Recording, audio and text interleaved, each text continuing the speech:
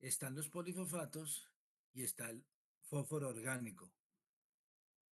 Aquí me faltó colocar la palabra fósforo orgánico. Coloquémosla. Pero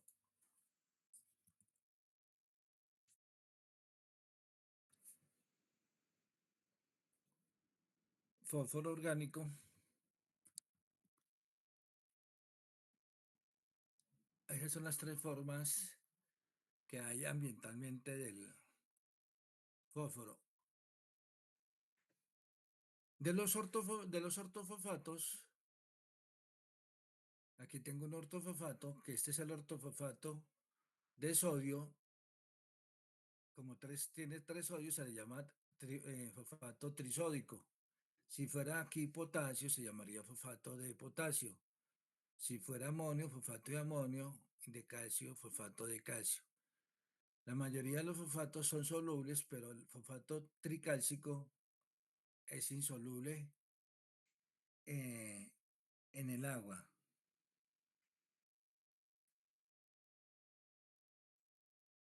Este es el que se mueve a través de las aguas y de los suelos y en las redes de agua de consumo humano, pues vamos a encontrar el fosfatos y también lo vamos a encontrar en las aguas residuales, a la salida de las aguas residuales.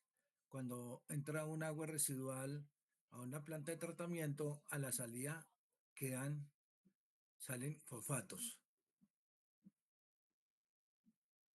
Por lo tanto, siempre en el agua vamos a tener fosfatos. El agua, un río cuando nace en las montañas, ya lleva fósforo porque, como les dije, en los suelos siempre habrá fosfatos y por lo tanto va disolviendo ese fosfato. Aquí tenemos varios fosfatos, fosfato trisódico, fosfato disódico, monosódico, diamónico, bueno, varios fosfatos. La otra molécula son los polifosfatos. Estas moléculas polifosfatos sí son más recientes y se empezaron a implementar desde que se empezaron a usar los detergentes hace unos 60 años. Aquí tenemos en la transparencia un polifosfato. El tripolifosfato de sodio se le llama tripolifosfato porque tiene tres grupos fosfatos. Los polifosfatos son solubles en agua. Como he dicho, pues casi todos los fosfatos y polifosfatos son solubles en el agua. De los pocos que son insolubles son los fosfatos de aluminio, hierro y calcio. Aquí tengo otros polifosfatos con 3 sodios, 5 sodios, 4 sodios, etcétera. Y el otro es el fósforo orgánico que hace parte de moléculas orgánicas, o sea que contienen carbono. ¿Cuál es la importancia de los fosfatos? Los fosfatos son vitales para la estructura de los huesos y dientes. Producción de energía, ya les dije que se forma ATP y el ATP contiene alto contenido de energía y hace parte de las membranas celulares en el cuerpo. Se usan para fabricar fertilizantes, o sea, abonos para los cultivos, productos alimenticios como mejoradoras de textura y retención de agua en carnes y mariscos, cosméticos y productos electrónicicos. En medicina se emplean como laxantes o para suplementar el fósforo corporal. Esa es la importancia de los fosfatos o también llamados ortofosfatos. En cuanto a los polifosfatos, como les dije, estos empezaron a usarse desde que se empezaron a emplear los detergentes. La razón es la siguiente. Resulta que los polifosfatos tienen la ventaja de disminuir la dureza del agua, debido a que los polifosfatos reaccionan con el calcio para formar polifosfato de calcio. Y ese polifosfato de calcio no precipita, pero ya el calcio ya no queda en forma de ion, sino que queda atrapado en la molécula. Como ya no queda ionizado, ya no da dureza. La dureza solo existe si el calcio y el magnesio está en forma de ion, pero estando en forma de la molécula de polifosfato no está ionizado. Resulta que los detergentes eh, o los jabones, cuando tenemos alta dureza, se dificulta hacer espuma. La razón es porque los detergentes reaccionan con el calcio, haciendo que los detergentes precipiten. Al precipitar, ya no existe el detergente en el agua y por lo tanto no forma espuma. La espuma es un indicio, un indicador de que se puede realizar el proceso de limpieza. Cuando uno se coloca en la mano cal y se empieza a lavar con jabón y agua, prácticamente es imposible formar espuma. Es imposible lavarse las manos. La única manera es dejarlo escurrir durante un tiempo para que salga todo el, el calcio y ya poder de pronto sacar espuma. Pero la mejor forma para que se pueda realizar el proceso de limpieza es que a los detergentes le agregan polifosfato. Entonces, cuando un agua contiene dureza, como el detergente tiene polifosfato, ese polifosfato secuestra el calcio y por lo tanto permite que el detergente haga su limpieza. Cuando no existían los polifosfatos y se utilizaban los detergentes en las máquinas lavadoras, todos esos residuos precipitados de calcio y de detergentes que quedaban en las lavadoras, lo que hacía era que las dañaba, pero ya con el uso de los detergentes que contienen polifosfatos ya no ocurre esto. Por lo tanto, casi todos los detergentes que conocemos contienen polifosfatos. Ya el tercer grupo es fósforo orgánico. Una de las moléculas que contiene fósforo es el ARN y el ADN. El ARN y el ADN está formado por unos grupos que se llaman nucleótidos. Cada uno de estas barritas de colores es un nucleótido, que sea que por cada color que cuente aquí hay un nucleótido. Como se dan cuenta, un nucleótido de un ADN se une con el nucleótido de otro ADN, de tal manera que forman una estructura de doble hélice. Estos nucleótidos, como se dan cuenta, tienen fósforo. Por eso decimos que es una molécula con fósforo orgánico. El ARN le pasa lo mismo, también tienen nucleótidos, cada barrita es un color, y de esa manera contiene fósforo. Pero no es la única molécula que contiene fósforo. Esta molécula de fosfolípidos la producen todos los organismos vivos. Ya ahora más tarde, que también la vamos a ver las grasas, hay una molécula que se llama fosfolípido. Es un lípido, es una molécula grasosa o un aceite que contiene fósforo. Son moléculas que lo producen todos los organismos vivos porque tienen cierta importancia para el organismo. Como se dan cuenta, tiene fósforo. Como tiene fósforo y tiene carbono, es un compuesto orgánico con fósforo. Tanto el fosfolípido como los ácidos nucleicos son moléculas naturales, o sea, las producen los organismos vivos. El ATP es una molécula que también tiene fósforo. Esta molécula que yo tengo aquí se llama ADP, adenosín trifosfato, y solamente tienen dos fósforos.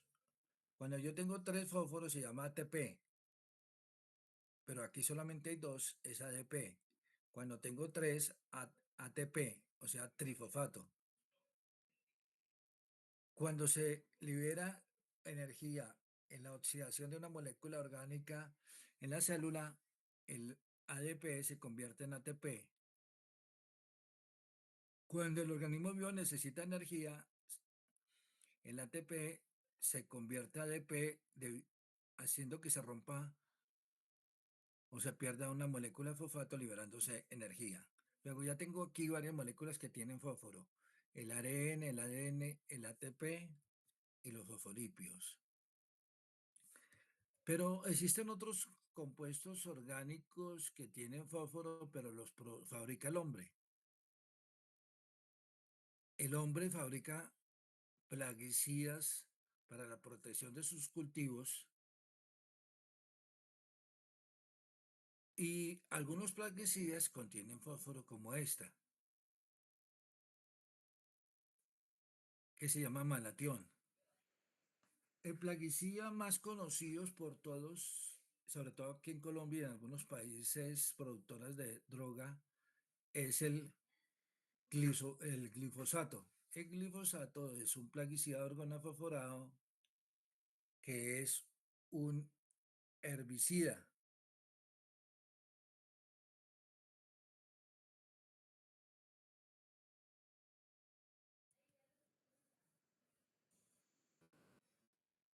Bien, por lo tanto, en las aguas residuales, tanto domésticas como industriales, vamos a encontrar fósforo. En las aguas residuales domésticas vamos a encontrar fósforo por diferentes razones. Ya lo dije, una por los detergentes, otra en las excretas, tanto en las heces como en la orina, van a una gran cantidad de compuestos con fósforo. Pero cuando agregamos abono a los cultivos por escorrentía, cuando llueve, parte de esos fertilizantes que tienen fósforo pueden ir a los ríos. Por lo tanto, residuos de fertilizantes podrían llegar a las aguas crudas. En las aguas residuales pueden haber hasta un 6 y 20 miligramos en la forma de fósforo total. Cuando yo digo forma de fósforo total, es la sumatoria de esos tres fósforos: ortofosfatos, polifosfatos y fósforo orgánico.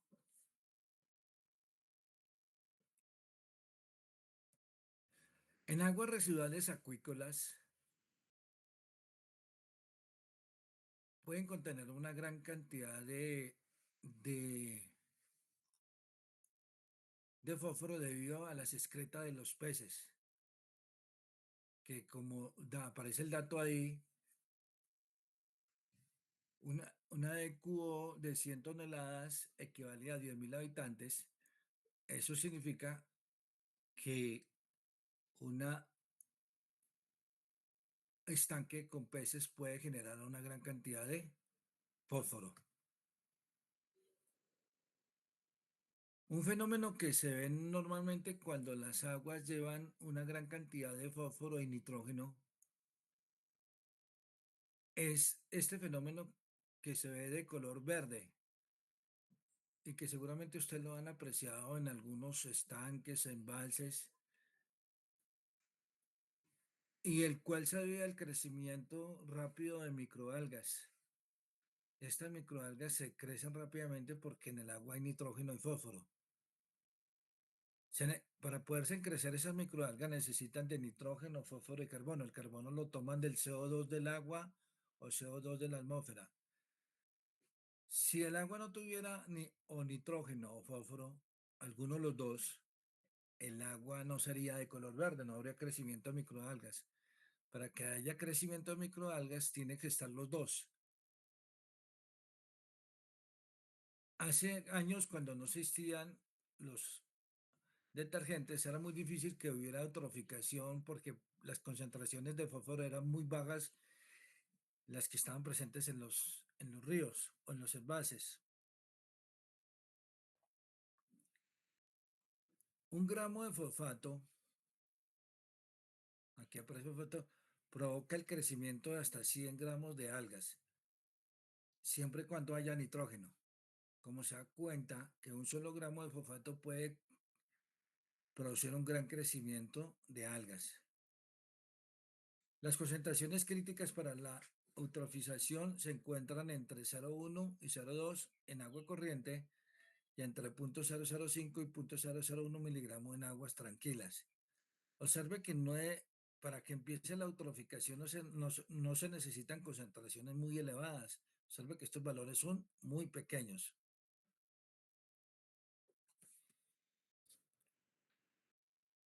¿Cómo se determina el fósforo eh, total? Y cuando llego el fósforo total, es la sumatoria de los tres.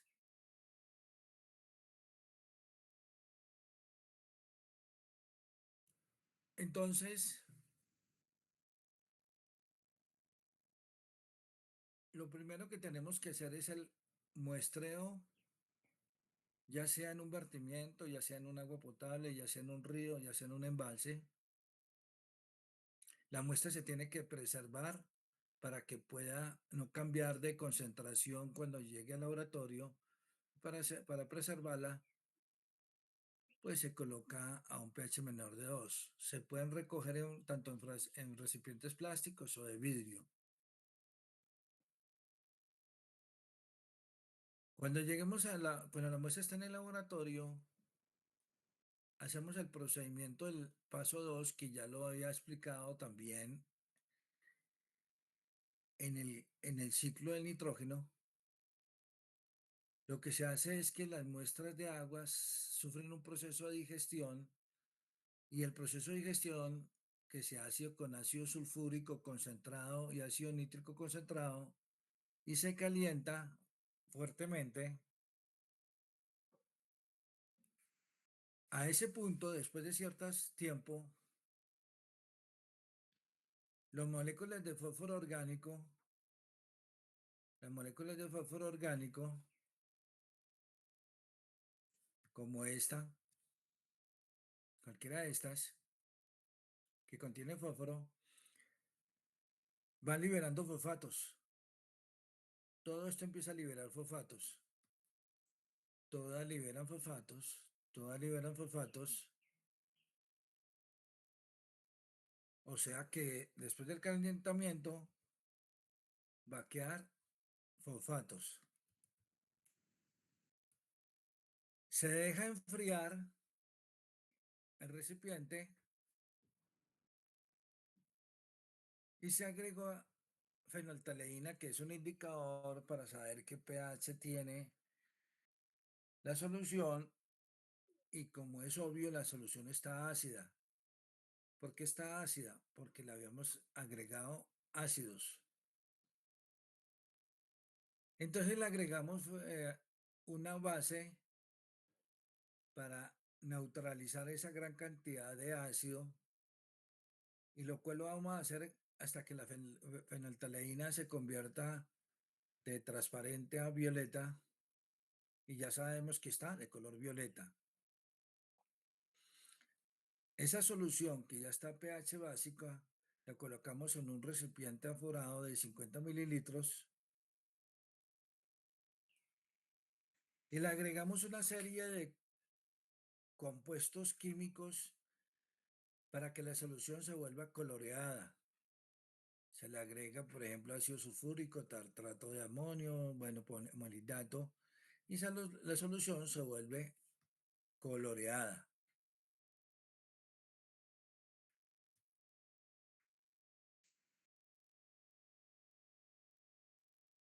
Entonces, la solución que contiene todos estos reactivos, tartrato, molibdato, es de color amarillo, pero cuando se le agregó al agua, queda de color azul. O sea que esto se lo agregué al agua que provenía de ese calentamiento fuerte y quedó de color azul. Los fosfatos, polifosfatos, son incoloros. ¿Qué es lo que hace que se vuelvan azul? Esta serie de reactivos que yo agregué. Si yo no agrego esa serie de reactivos, el fosfato no se colorea. y quedan azul. Ese color azul lo puedo cuantificar con este espectrofotómetro a una longitud de 880 nanómetros y le mido la absorbancia. Si el equipo me muestra una absorbancia de 0,2, el equipo me mide la absorbancia, pero me lo puede convertir a concentración de ortofosfato como miligramos por litro de ortofosfato. Pero para que lo pueda convertir, el equipo tiene que tener una curva de calibración almacenada. Si no tiene esa curva de calibración, él no es capaz de darme la concentración de la solución en miligramos por litro. Y yo para poderla comparar contra la normatividad de vertimientos o de agua potable necesito que tenga un valor de concentración. Para preparar un estándar, para preparar esa curva de calibración, lo que hago es preparar varios estándares a diferentes concentraciones de fosfato y se me convierten en color azul. Por ejemplo, este es el estándar de punto 5, de punto 0,5, este de punto 1, este de punto 25, este de punto 5. ¿Qué significa? Que, por ejemplo, este punto 25 tiene punto 25 miligramos por litro de fosfato. Este tiene 1 miligramo de fosfato por litro. Como se dan cuenta, entre más concentración tenga fosfato, pues obviamente el color es más intenso. Entonces, el equipo me hace una curva de concentración, estos valores que aparecen arriba, contra absorbancia. Este es el que me da mayor absorbancia porque entre mayor concentración haya de fósforo, mayor absorbancia. Este que apenas se ve el color azul tendrá menos absorbancia. Por lo tanto, él me construye una gráfica internamente y cuando ya coloque mi muestra, él ya me la puede dar en concentración. ¿Qué determiné aquí? Fósforo total. Fósforo total.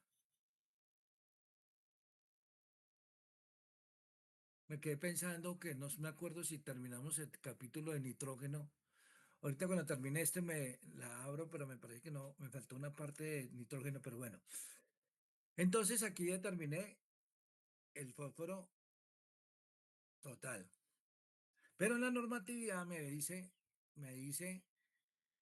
cuánto hay de los tres. Y yo tengo el fósforo total. En la normatividad me dice cuánto hay de fósforo total, cuánto hay de polifosfatos y ortofosfatos. ¿Cómo determino esto? Hasta ahora tengo fósforo total. Vuelvo, hago esto, procedimiento. El mismo procedimiento, pero ahora en este procedimiento no vamos a calentar. No vamos a calentar.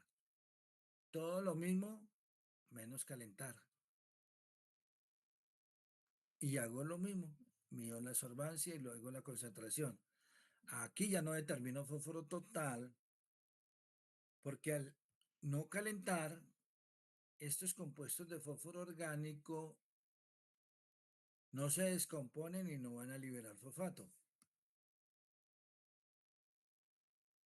Pero si hemos agregado ácido y con ese ácido lo que ocurre es que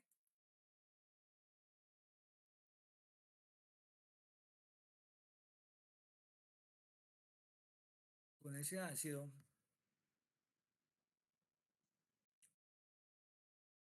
los polifosfatos generan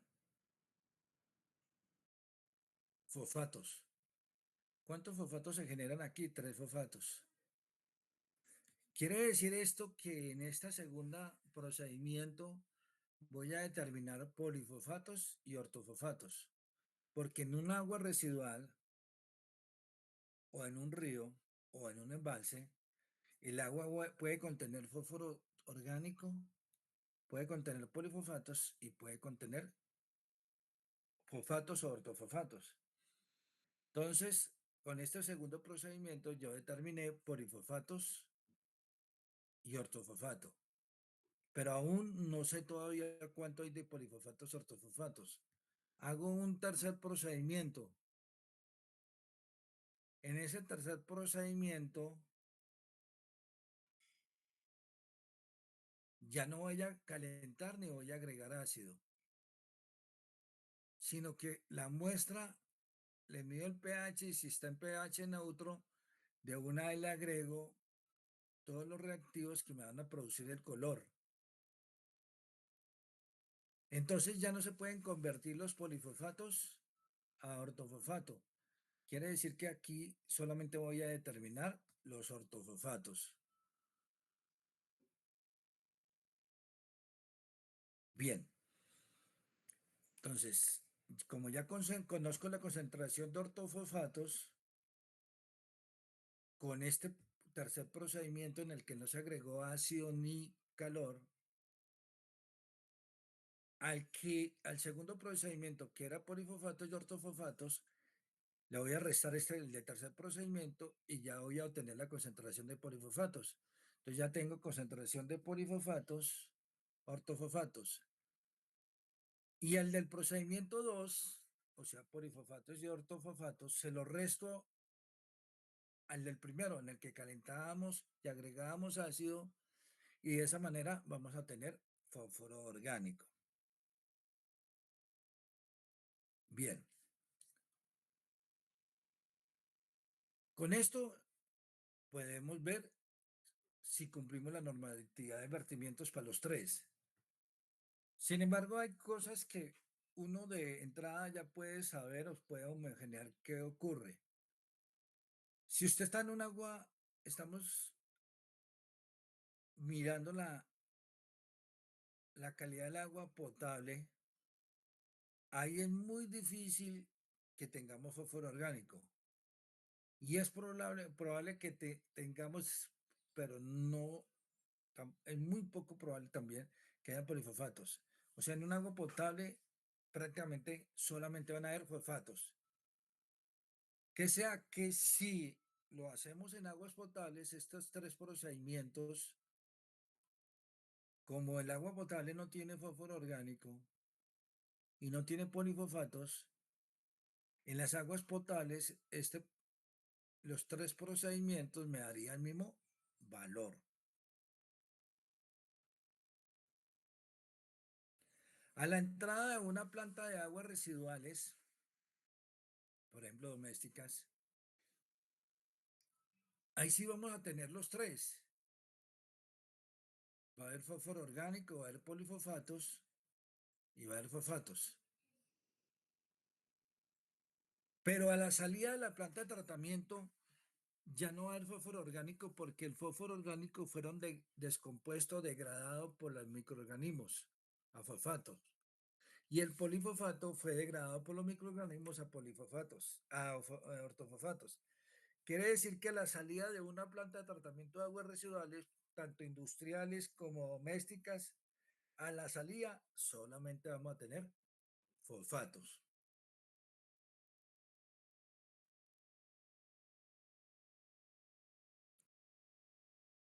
Cuando yo tengo una planta de tratamiento de aguas residuales domésticas, biológica, aerobia o anaerobia, para que la planta funcione bien o mejor, para que los microorganismos se puedan reproducir y haya suficiente población microbiana para el tratamiento de aguas, tenemos que estarle suministrando carbono, nitrógeno y fósforo. Si alguno de esos nutrientes falta,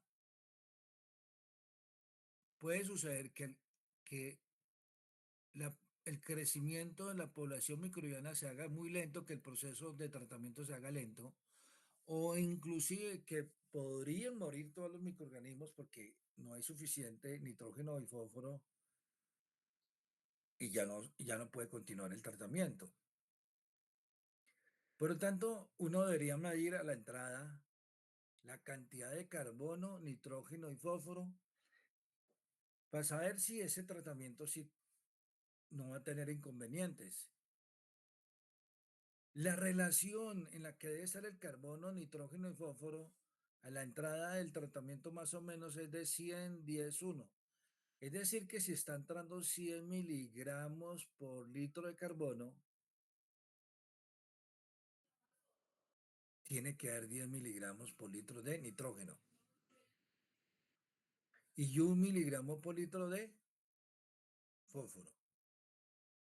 En caso que no esté en esa relación, hay que adicionar el que esté por debajo. Por ejemplo, si está en una relación 100 miligramos de carbono y 8 miligramos de nitrógeno, quiere decir que están 2 miligramos por debajo de lo que debería haber. Y por lo tanto tenemos que adicionar nitrógeno a la entrada de la planta. Si tenemos 100 miligramos de carbono y tengo 0,5 miligramos de fósforo y debería haber 1 miligramo de fósforo, quiere decir que tengo que adicionar fósforo para que alcancemos ese miligramo de fósforo. Y de esa manera no haya inconvenientes en el tratamiento. Pero bien, ¿cuál sería el fósforo inmediato o más rápidamente asimilable por los microorganismos? ¿El que está como nitrógeno orgánico o el que esté como fósforo o como ortofosfato? El ortofosfato porque ya es una molécula que puede entrar directamente a la célula. Cambio el fósforo orgánico primero se tiene que degradar.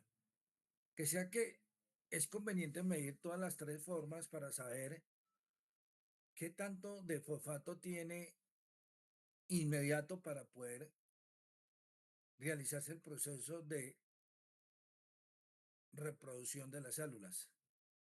Lo mismo pasa con el nitrógeno.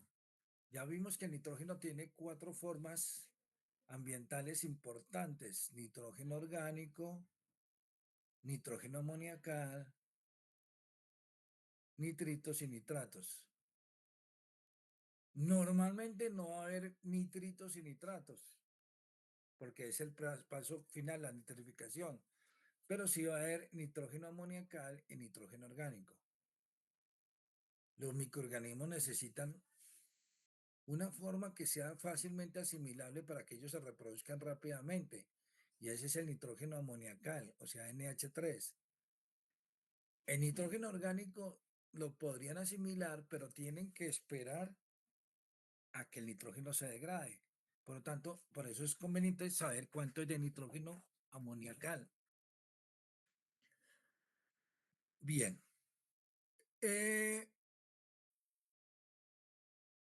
en un arroyo de alcantarillado que está reciente saliendo de una casa, va a haber un alto contenido de polifosfatos. Pero ya en los ríos ha disminuido esa concentración de polifosfatos porque los polifosfatos se van degradando fácilmente a fosfatos. Es decir, que si yo tuviera un recipiente que he colocado polifosfatos y fosfatos, al comienzo hay mucha concentración de polifosfatos, pero si yo lo dejo 2 días, 3 días, a los 2, 3 días ha disminuido notablemente la concentración de polifosfatos porque los polifosfatos se degradan fácilmente con el agua y más si hay microorganismos, se degradan fácilmente.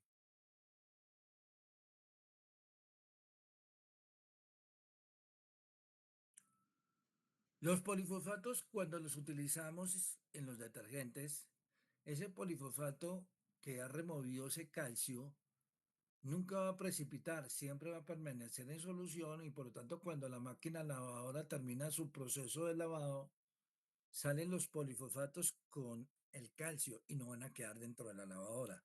Entonces no hay ningún problema que queden residuos de calcio.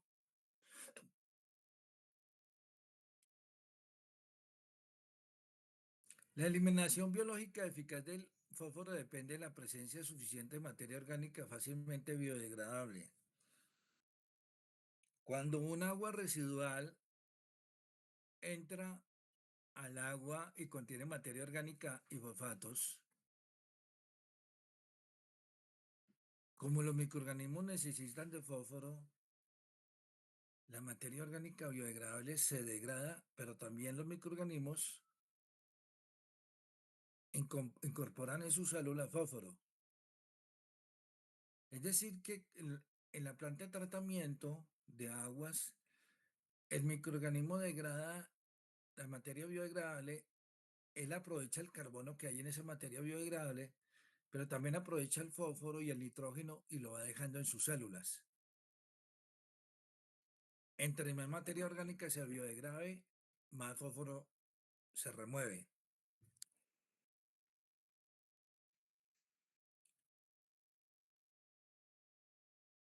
Una relación de fósforo a DO5 de menor a 0.03 y una relación de nitrógeno a DO5 de 0.025 en la entrada del tanque de aireación favorecen un aumento de la degradación biológica del fósforo.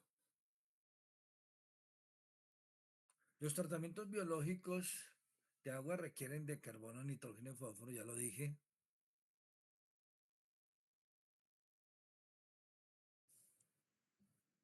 Cuando los diferentes contaminantes que contienen carbono, nitrógeno y fósforo son aprovechados por los microorganismos, ellos en sus células van reproduciéndose para formar nuevas células y en esas nuevas células van a formar una serie de moléculas como ADN, ARN, ATP, carbohidratos, lípidos, etcétera, proteínas, o sea, una diversidad de moléculas de gran importancia que si quisiéramos saber cuánto hay de cada uno de los elementos químicos en todas esas moléculas, tendría una composición de que en todas esas moléculas que se quedaron en las células, en los microorganismos, por cada 5 carbonos que hay en todas esas moléculas, hay 7 de hidrógeno, una de nitrógeno,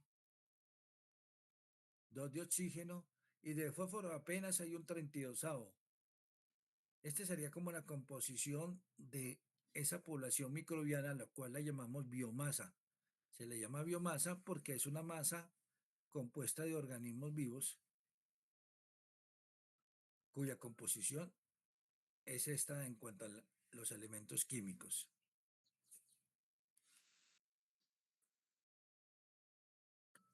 Ya sabemos que los fosfatos pueden ser removidos en las plantas de tratamiento biológico porque entre más materia orgánica, más fosfato se puede remover. Pero a veces el agua lo queremos, tiene muchos fosfatos y no queremos hacer un tratamiento biológico porque no hay mucha materia orgánica, porque si no hay materia orgánica no vamos a remover los fosfatos. Entonces lo que hacemos es cogerle el fosfato, este es un fosfato, lo hacemos reaccionar con aluminio o con hierro y en cualquiera de las dos forman, o en este caso aluminio, fosfato de aluminio, o en este caso fosfato de hierro. Estos dos compuestos son insolubles en el agua. También lo podríamos hacer con calcio y formaría fosfato de calcio. Estos compuestos son insolubles y van a quedar en el fondo del agua. Entonces, si tenemos un tanque de sedimentación, van a quedar como un sedimento en el fondo y de esta manera estaríamos removiendo los fosfatos. Aquí están una serie de compuestos que se utilizan precisamente para hacer estas reacciones químicas. Pues ya les dije que lo podemos hacer con aluminio, para removerlo con aluminio, entonces cloruro de aluminio, aluminio de sodio, sulfato de aluminio. Si queremos hacerlo con hierro, también hay varios compuestos, pero si lo queremos hacer con calcio, que también se puede remover, ahí hay varios compuestos. Aquí el único que me falta es del calcio. Entonces se forma fosfato de aluminio, fosfato de hierro y fosfato de calcio, que son insolubles en el agua.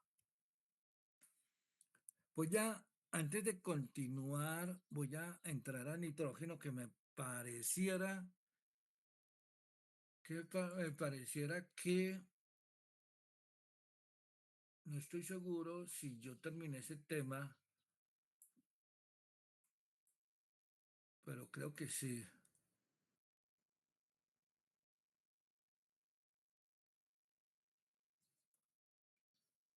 creo que sí, pero entremos a ver.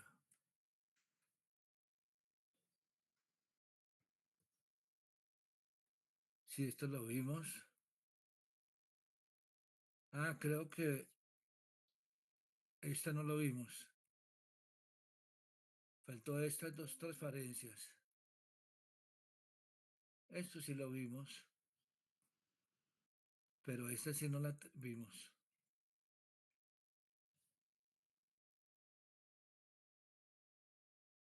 Bueno, de nitrógeno nosotros ya habíamos visto cómo se determina el nitrógeno total y yo me acordé ahora cuando estaba explicando que la descomposición del nitrógeno orgánico, que también se hace parecido al de fósforo calentando con ácido, pero que al final lo pasamos aquí, se calienta aquí, pero al final se pasa acá y se coloca una base para neutralizar y se neutraliza con hidróxido de sodio y después se calienta para que el amoníaco que se formó aquí pase aquí. Y ya les dije a ustedes que se forma borato de amonio y que titulamos esa solución para saber cuánto amonio hay.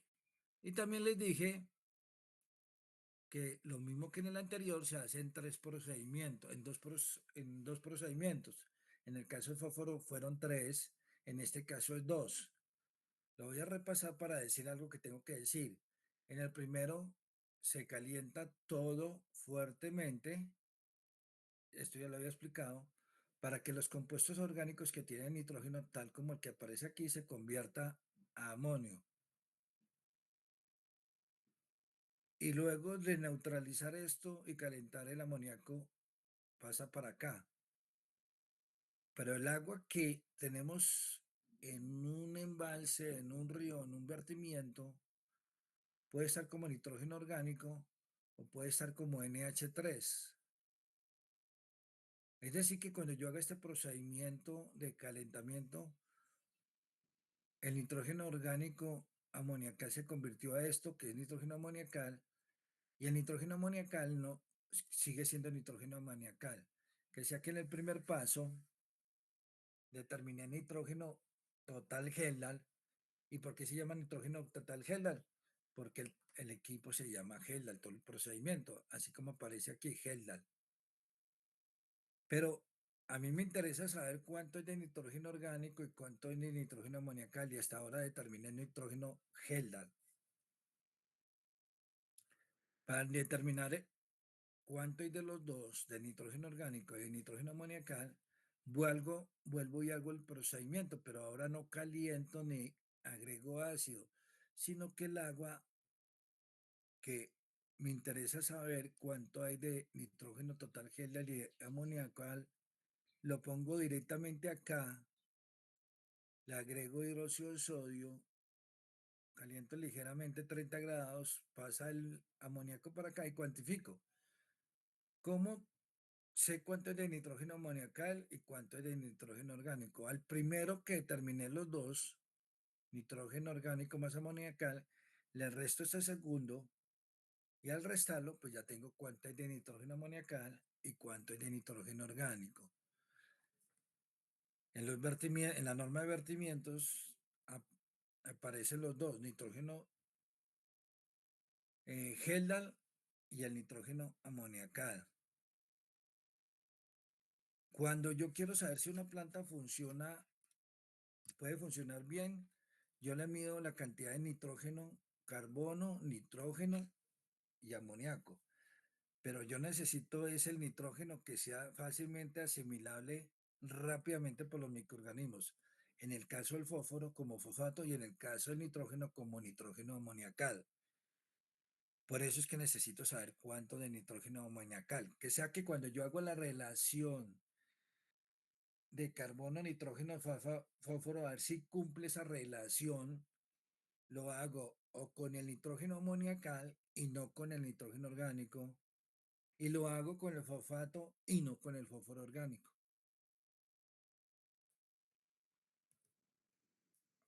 Yo les había dicho que existen cuatro formas, acabé de comentarles la sumatoria de estas dos, que se ya la llama nitrógeno total Heldal, pero la sumatoria de estas cuatro, como aparece aquí, se llama nitrógeno total. Estas dos se llaman nitrógeno total Heldal, la sumatoria de las cuatro, nitrógeno total. Bien, a la salida de una planta de tratamiento de aguas es probable que ya no quede nitrógeno orgánico.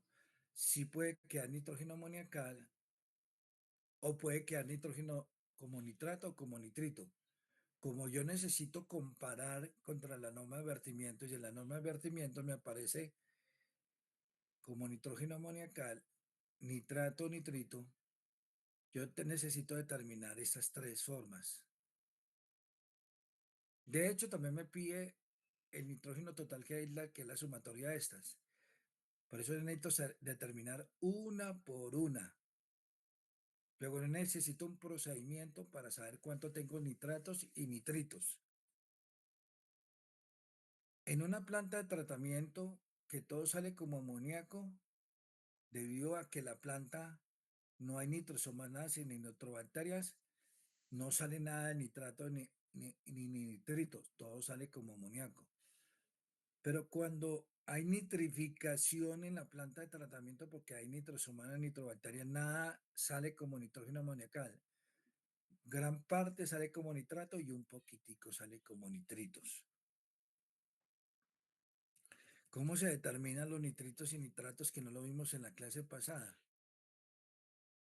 Existe un equipo analítico que me sirve para determinar lo que son iones.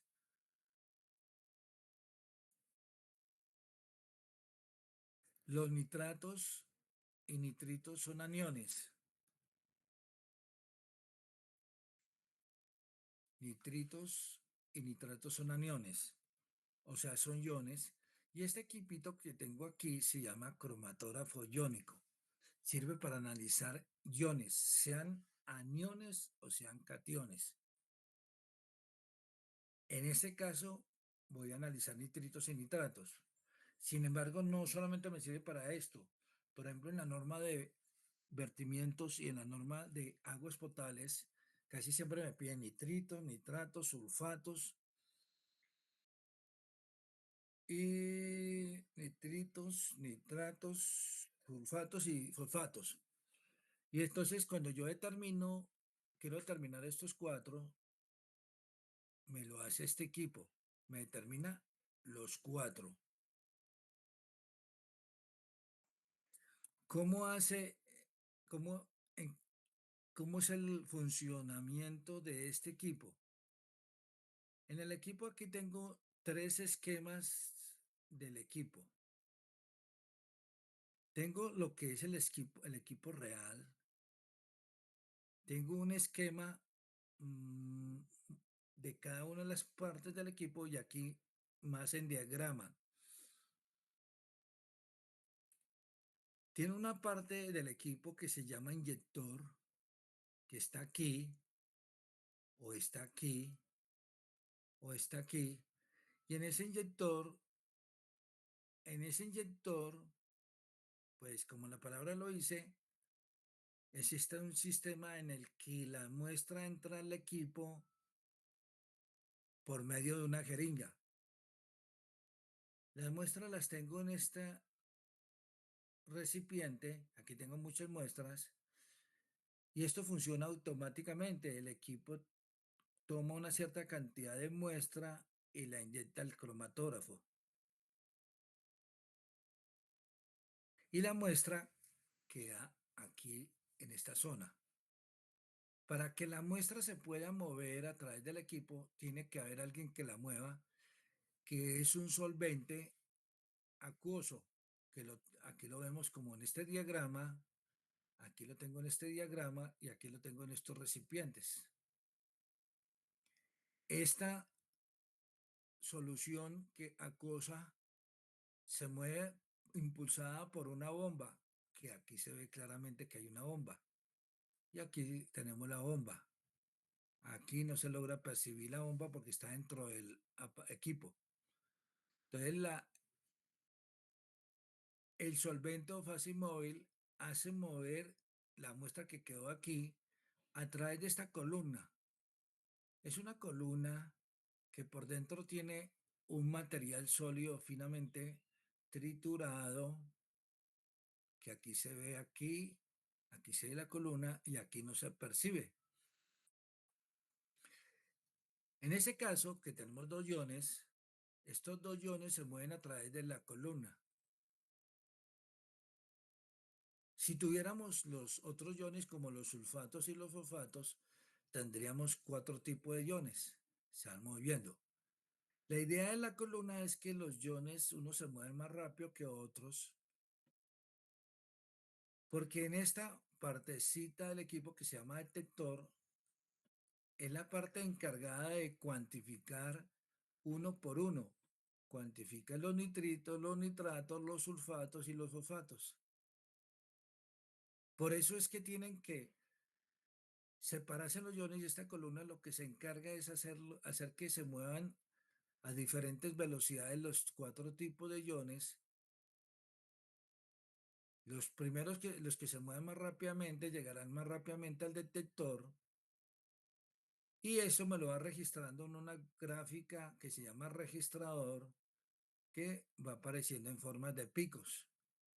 Aquí, como se observa, tenemos tres picos, significaría que existe tres iones.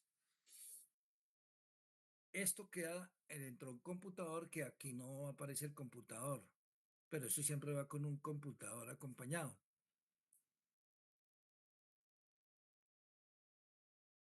La concentración de cada uno de los iones se cuantifica por la altura y el área de cada pico. Entre más altura o más área del pico, más concentración. El equipo me lo puede dar por área, pero no lo podría comparar contra la norma de vertimientos, porque las normas de vertimientos, como vimos, están en unidades de concentración, miligramos por litro. Entonces hacemos una curva de calibración, pasamos diferentes estándares de cada uno y entonces vamos a tener una curva que me relaciona concentración de cada uno de los iones versus área de cada pico. Si esto es los nitritos siempre saldrán aquí. Si esto es los nitratos, siempre saldrán aquí. Si estos son los sulfatos, aquí siempre. Entonces, me va a registrar esa relación de concentración versus área. Y ya puedo entregar la concentración tener la concentración de cada ion. Esto se llama un cromatógrafo de iones. En este caso es separado aniones, pero también podría separar cationes. Oh, bien, ¿cómo se remueven los compuestos nitrogenados? Principalmente lo que ocurre en un tratamiento de aguas es que si es un tratamiento biológico, los microorganismos van a necesitar de nitrógeno para poderse reproducir y parte del nitrógeno queda en las células de los microorganismos. Pero este nitrógeno orgánico, si el tratamiento no tiene bacterias nitrosomona ni nitrobacterias, no va a haber nitrificación y todo sale como amonio. O sea que el nitrógeno orgánico se removió como amonio. Pero observe que nunca vamos a remover todo el amonio, todo el nitrógeno. Y lo mismo el fósforo. Siempre saldrá amonio O si hay nitrosomonas y nitrobacterias, saldrían nitritos y nitratos y sale fosfatos. Si el amonio no cumple la norma de vertimientos, entonces necesitamos un tratamiento terciario que puede ser una oxidación o una nitrificación a nitrito y nitrato. Ahora sí, ya visto esto, pasamos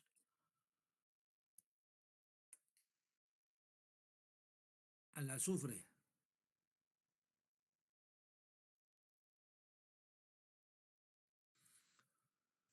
El azufre, cuyo símbolo del azufre es S, es también un nutriente, pero se necesita en mucho menor cantidad que el carbono, nitrógeno y fósforo. El azufre es un elemento químico que pronto está más cercano que los otros. El nitrógeno está en el aire, estamos cercanos a él, no lo vemos, pero ahí está. En el caso del fósforo, como fósforo, nunca lo vamos a ver a menos que sea una cerilla. En el caso del carbono, nunca está cerca a nosotros, pero podría estar porque es el carbón que hay en las minas de carbón. Pero el azufre, seguramente más de uno podría haberlo visto de dos formas.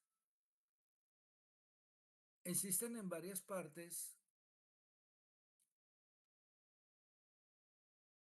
cerca de los volcanes, unos lodos que son buenos para la piel. Esos lodos contienen bastante azufre, el azufre es de color amarillo, pero también venden jabón de azufre, que es de color amarillo porque es muy bueno para la piel. Que sea que el azufre es decir, se puede conseguir, podemos estar en contacto con él, etcétera.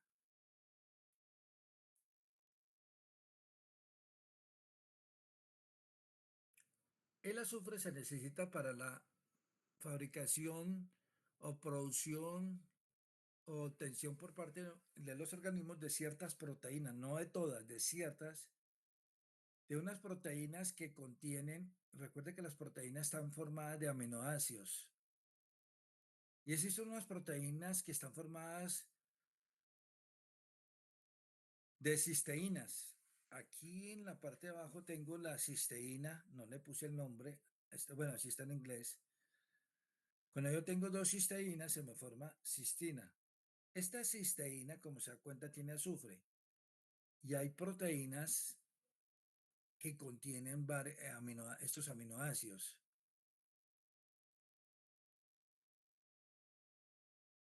Estas proteínas hacen parte, por ejemplo, de las uñas, cuernos, pelo, como se da cuenta, una gran cantidad de estructuras de importancia para los organismos vivos. La cisteína es un aminoácido no esencial. Esto significa que puede ser sintetizado por el organismo siempre y cuando haya metionina. Recuerda que los aminoácidos esenciales son aquellos que nosotros no lo podemos producir, pero la cisteína la podemos fabricar a partir de otro que se llama la metionina, que casi siempre lo tenemos en nuestra dieta alimenticia, lo producimos, etcétera. En algunas situaciones puede resultar esencial porque cuando uno es bebé, ciertas moléculas no las puede todavía fabricar, pero a medida que pasan los años, ya el organismo empieza a fabricar algunas moléculas que no fabricaba, como en el caso de las cisteínas. Las cisteínas las producimos, pero cuando bebé no éramos capaces de producirlas. O también cuando no, con ciertas enfermedades que tampoco se puede producir. Ya este esquema o esta figura la habíamos visto y decíamos que dos aminoácidos, aquí tengo dos aminoácidos, se unen para formar un dipéptido. Cuando tengo muchos aminoácidos, tengo un polipéptido. Una proteína es un polipéptido. Esta formación de péptidos se produce en un proceso anabólico en todas las células de los organismos vivos.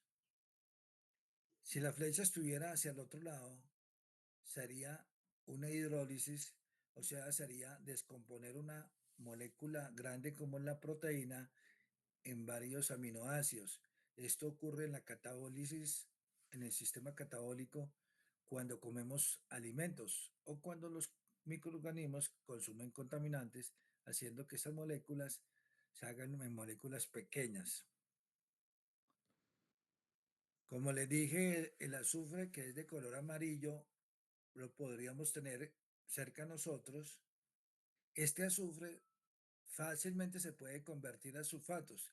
Realmente el ciclo del azufre en los organismos vivos, plantas, animales y humanos y microorganismos, se hace siempre partiendo del sulfato, no del sulfuro. Sin embargo, hay organismos que lo convierten a sulfatos y las plantas las plantas lo toman para fabricar compuestos orgánicos dentro de la planta. Observe que a través de las raíces la planta toma el sulfato del azufre como parte del nutriente del azufre, el nitrógeno lo toma como nitrógeno amoníaco en los nitratos y el fósforo lo toma como fosfato. Siempre lo toman como compuestos inorgánicos a través de las raíces. Cuando nosotros consumimos plantas o animales, estamos consumiendo sobre todo fósforo orgánico. El fósforo orgánico es azufre orgánico y lo convertimos de nuevo a azufre orgánico, a otro compuesto de azufre orgánico. Los microorganismos, cuando mueren los animales o plantas, en condiciones anaerobias, lo convierten a sulfuro de hidrógeno, el cual es un compuesto que produce un olor desagradable. En bajas concentraciones se siente el olor. Este sulfato también se podría convertir a sulfuro de hidrógeno por acción de ciertos microorganismos. El sulfato no tiene ningún olor desagradable, ni tampoco tiene un olor agradable. Es incoloro. Los sulfatos todos son sólidos. El sulfuro de hidrógeno es gaseoso. El sulfuro de hidrógeno es tóxico. Los sulfatos no son tóxicos, a menos que tuviéramos sulfato de mercurio o sulfato de cadmio, pero si yo tengo sulfato de sodio, sulfato de potasio, no sería tóxico. Este sulfuro se puede volver a convertir a azufre por oxidación de bacterias sulfobacterias. Estos sulfuros pueden precipitar como sulfuro de hierro, por ejemplo. El sulfuro pues puede ir a la atmósfera y podría ser oxidado a CO2.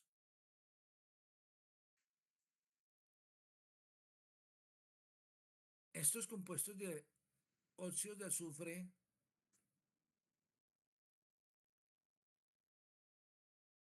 se pueden producir desde los volcanes. Los volcanes pueden producir óxidos de azufre, pero también cuando tenemos el proceso de combustión en los carros, como algunos combustibles tienen azufre, va quedando óxido de azufre. Cuando llueve, este óxido de azufre se convierte en lluvia ácida, formando óxido sulfúrico que realmente en el suelo va a quedar como sulfatos. Aquí vuelvo a tener otro ciclo del fósforo, del azufre, perdón. Entonces tengo la erupción, un volcán. Los volcanes, como les dije, tienen grandes contenidos de azufre y se pueden generar o sulfuros de hidrógeno en el volcán o óxidos de azufre.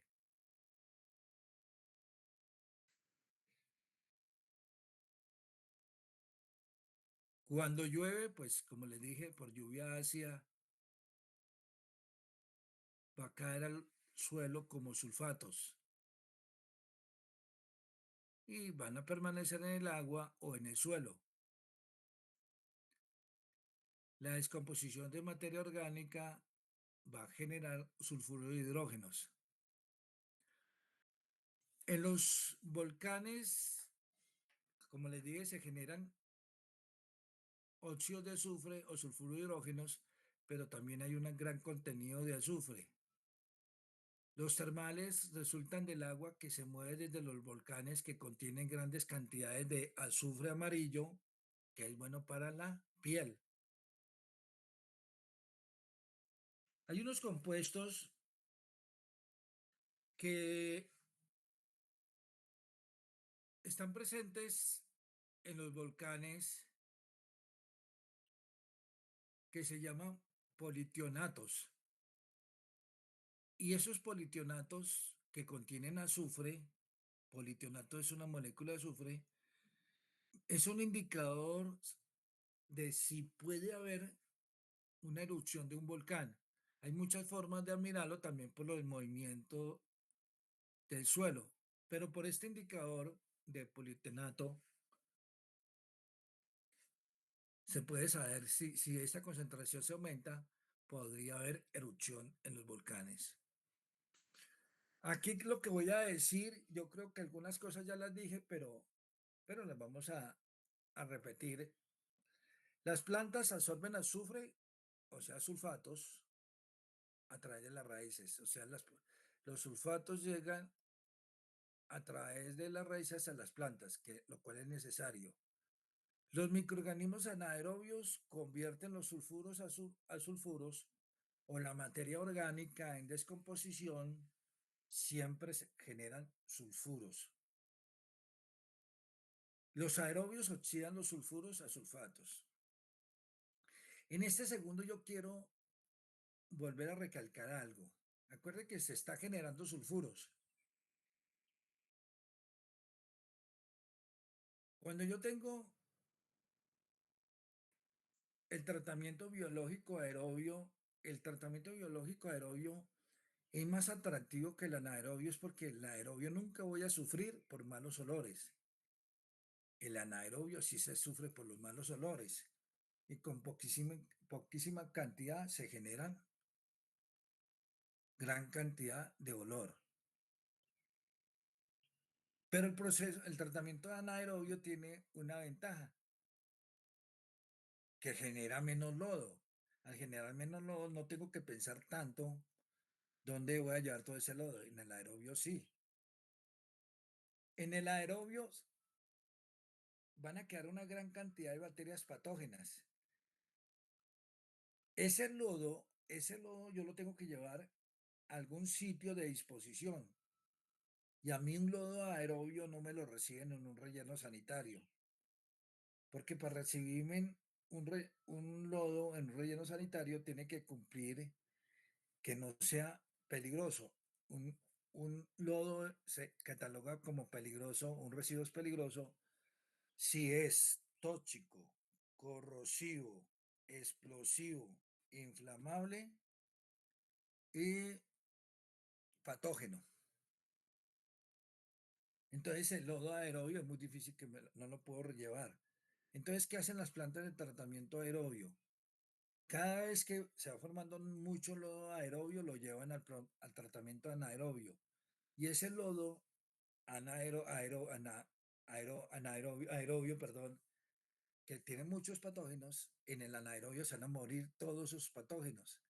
Y ya el lodo anaerobio sí me lo reciben fácilmente en un relleno sanitario. Bien,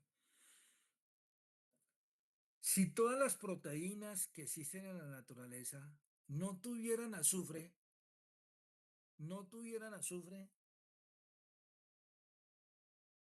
nunca se producirían malos olores ni en los ríos, ni en las basuras, ni en los rellenos sanitarios, ni en la planta de tratamiento anaerobio. Porque lo que hace que se produzcan malos olores es la presencia de esa proteína que tiene azufre, que es la proteína de cisteína. Es por esa razón, por esa proteína,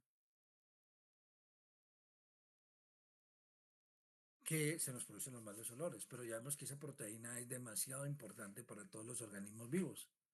Solamente pensémonos a nosotros, pelo y uñas.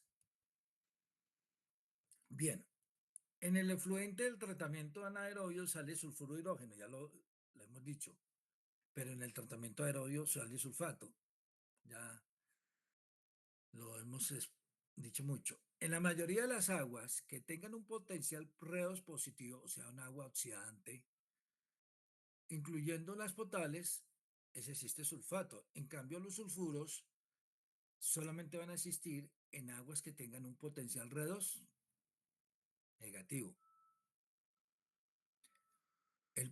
Esto ya lo había hecho, el sulfuro produce mal olor, es tóxico, pero el sulfato no produce mal olor. Pero podría ser tóxico el sulfato si fuera sulfato de mercurio. Pero si es sulfato de sodio, potasio, amonio, calcio, no es problema. O sea, el sulfato de mercurio es peligroso no por el sulfato, sino por el mercurio. Los animales herbívoros consumen azufre cuando se alimentan de plantas. Los animales carnívoros y humanos tienen azufre cuando se alimentan de animales herbívoros y plantas porque están consumiendo proteínas que contienen cisteína. En la descomposición de los restos animales, incluyendo las excretas, el azufre orgánico se convierte a sulfuro de hidrógeno. En la atmósfera hay dióxido de azufre y de sulfuro de hidrógeno producidos por contaminación con volcanes o por los incendios también. Una cosa es el sulfuro de hidrógeno, que es un gas que produce mal olor. Pero si es sulfuro de sodio, sulfuro de potasio, sulfuro de mercurio, todos son sólidos. El sulfuro de sodio y de potasio no tienen malos olores, pero el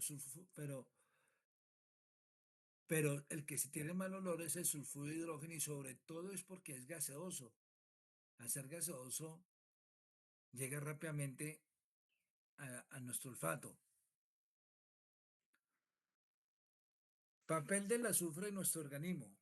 A los aminoácidos azufrados se les conoce la capacidad de estimular la síntesis de colágeno. El colágeno contiene azufre.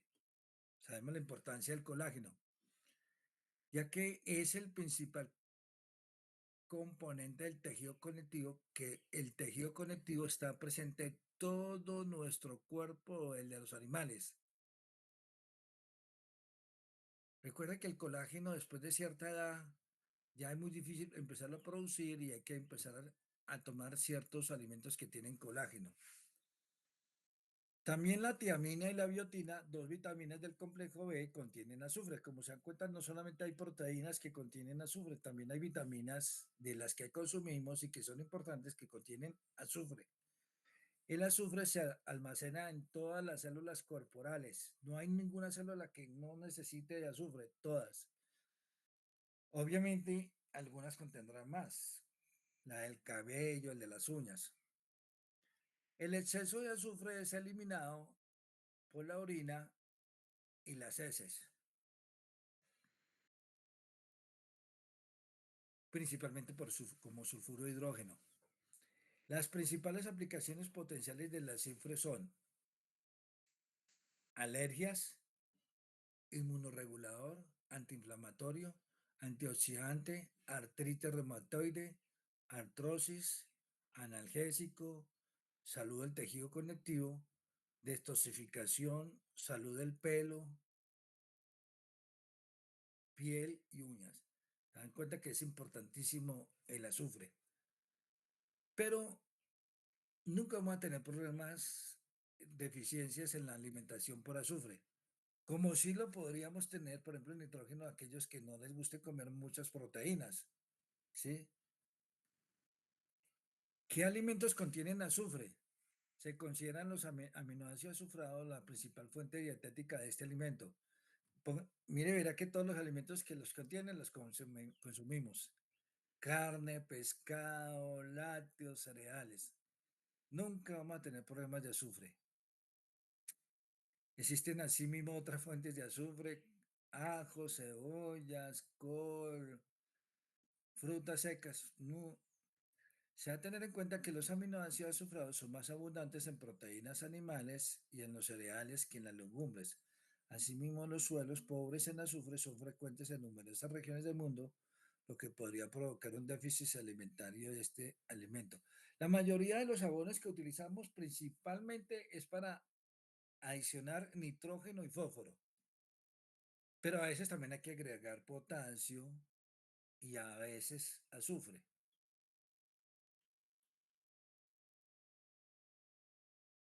Compuestos con azufre usados por la población humana. Estos ya son aquellos que el hombre produce, fabrica.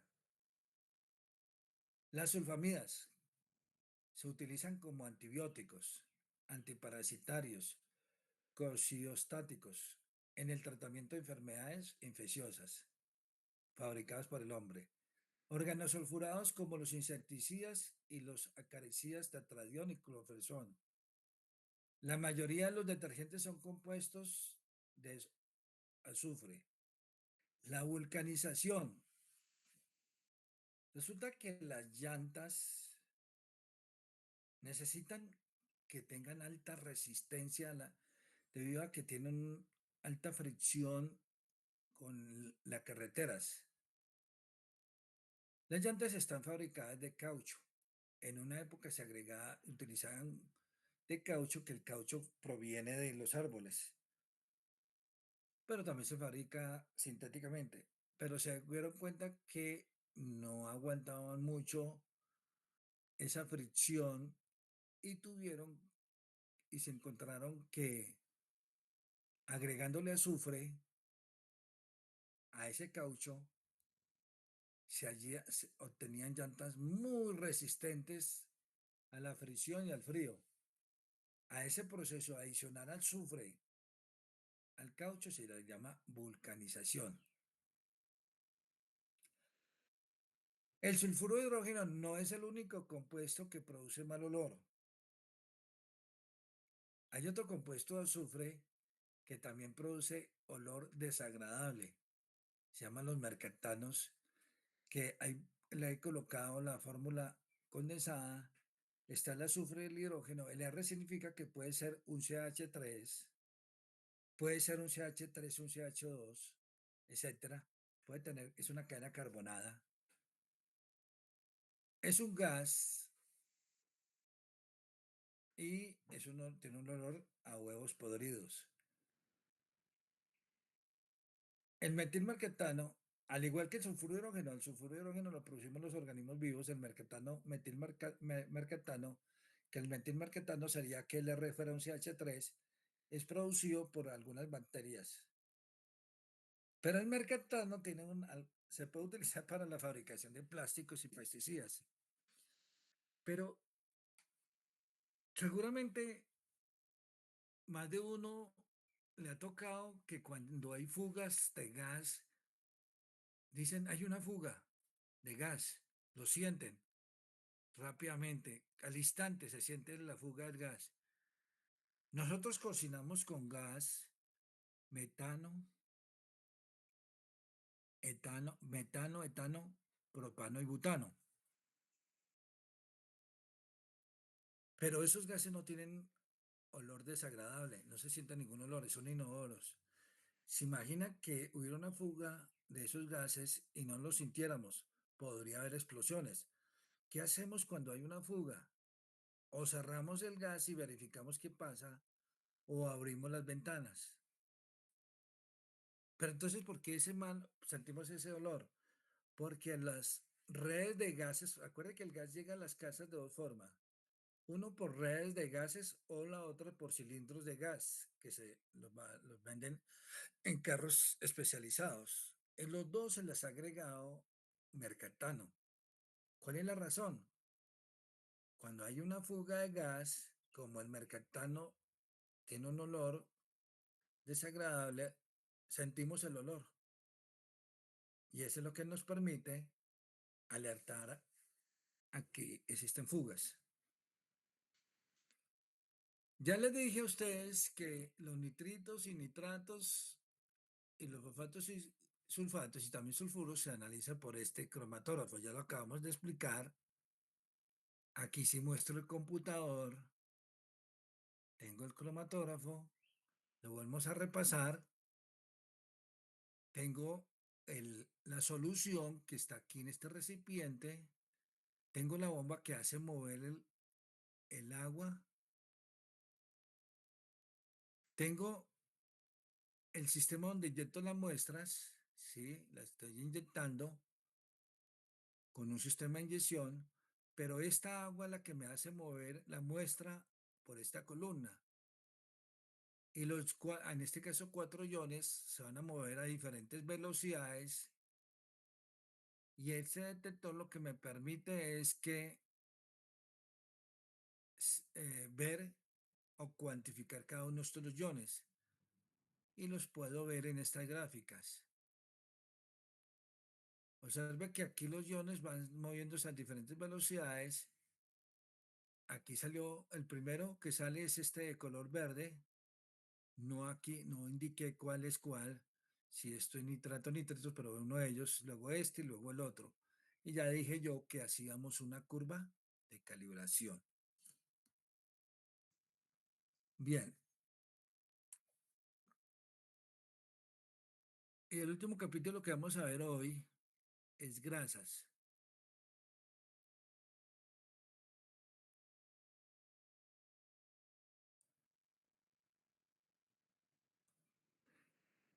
Hoy vemos grasas y en la clase del jueves vamos a hacer ejercicios porque en este parcial sí hay ejercicios. Entonces el jueves, que es presencial, vamos a hacer ejercicios de todo. Eh, las grasas, pues obviamente, como se pueden imaginar, van a estar presentes en las aguas residuales. Algunas aguas contienen más grasas que otras. Por ejemplo, las aguas residuales domésticas, por obvias razones, tienen más grasas por la cocina, ¿sí? En algunas industrias, como la de alimentos, también tienen más grasas. Seguramente algunas otras industrias, como las cementeras, que casi no tienen grasas. Esas grasas son necesarias eliminarlas antes de que llegue al tratamiento secundario, que es un tratamiento biológico. Siempre lo tenemos en un tratamiento primario como un tratamiento especializado para las grasas que se llama un trampa de grasas, que ahora les voy a mostrar cómo es un trampa de grasas, que es muy sencillo. Estas grasas las tenemos que estar removiendo y las disponiendo en algún sitio. Eh, las grasas y aceites son compuestos insolubles en el agua, eso ya lo sabían ustedes, no se disuelven en el agua. A las sustancias químicas las hemos dividido en dos grandes grupos, lipofílicas e hidrofílicas. Hidrofílicas significan hidro, agua, filos, afinidad. Hidrofílicas son sustancias solubles en el agua.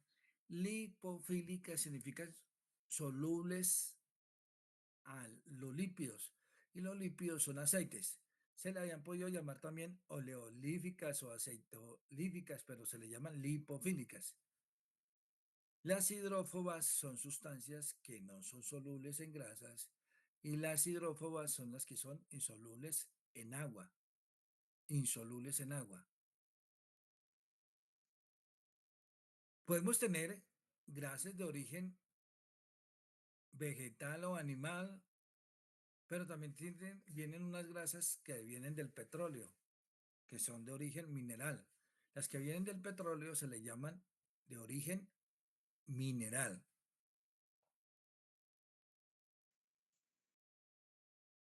Las grasas pueden estar presentes en forma de margarina, mantequilla, grasas de semillas, frutas, grasas animales provenientes de carnes. Las semillas contienen grasas.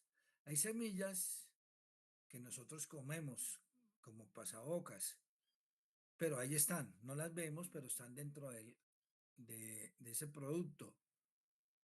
Y varios productos que consumimos tienen las grasas ahí, la chocolatina, el chocolate.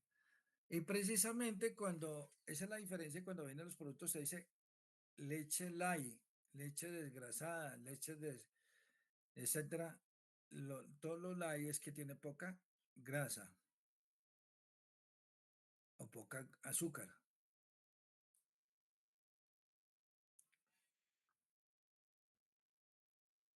Es decir, las aceites minerales no se utilizan para la cocina, pero los aceites de origen animal sí los utilizamos para cocinar. Los aceites de origen mineral los utilizamos para lubricar. Recuerda que la lubricación consiste en que dos, dos partes, dos materiales sólidos que entran en contacto y hacen fricción para que no haya un desgaste, se le echa aceite, por ejemplo, en los motores. El motor se está moviendo, entonces para que no haya desgaste, echamos ese lubricante. Y esos lubricantes tienen que ser que aguanten bastantes temperaturas, que duren mucho tiempo. Las grasas y aceites, entonces tenemos aceites que son líquidos, los aceites son menos densos que el agua. El agua tiene una densidad de 1, los aceites tienen una densidad menos de 1. Que sea que siempre un aceite se va a quedar sobre la superficie. Y una grasa sólida, por lo general, también podría flotar, pero también puede ir al fondo del agua, como un sedimento. Entonces tenemos los lípidos, que son unas grasas o aceites de origen animal o vegetal. Que sea que todos los organismos vivos tenemos lípidos. No solamente lo tienen las plantas y los animales, nosotros también. Y las bacterias también lo tienen. Lo producimos porque varios de estos lípidos son importantes para el funcionamiento de las células, pero también para la protección de los organismos vivos.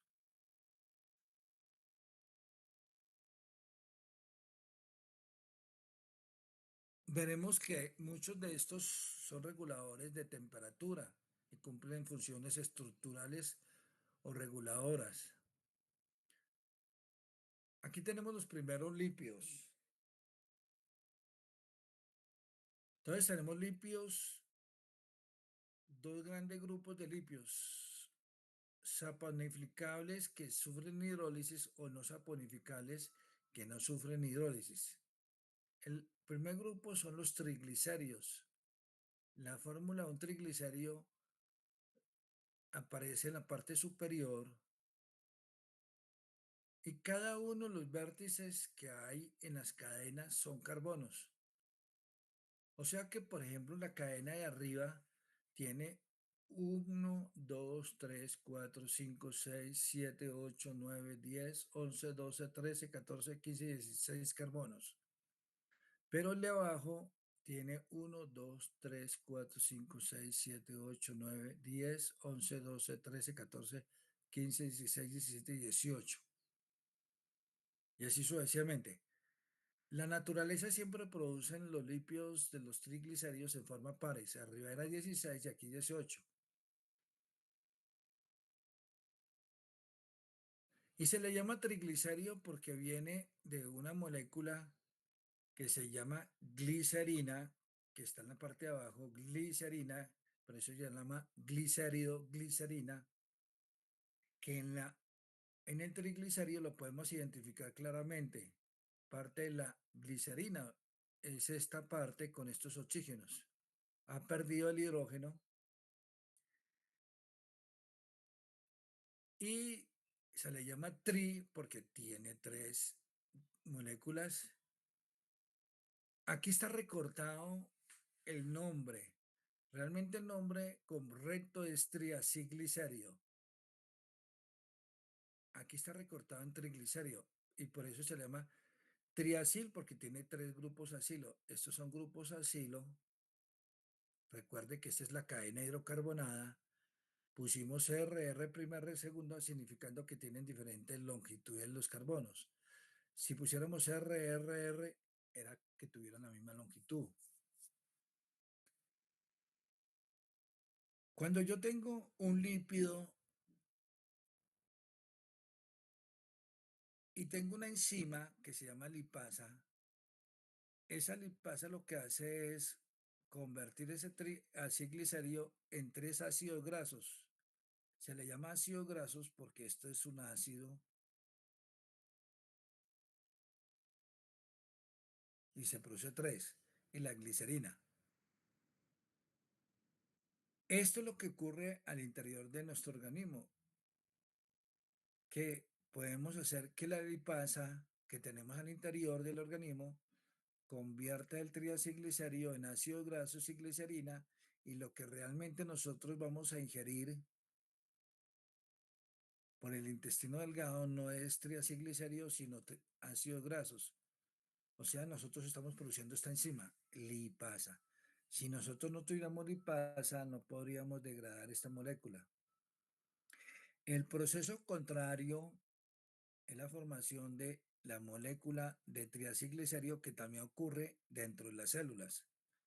De izquierda a derecha es un proceso metabólico de destrucción que es catabólico. Y de derecha a izquierda es un proceso de formación de una molécula, entonces es un proceso anabólico.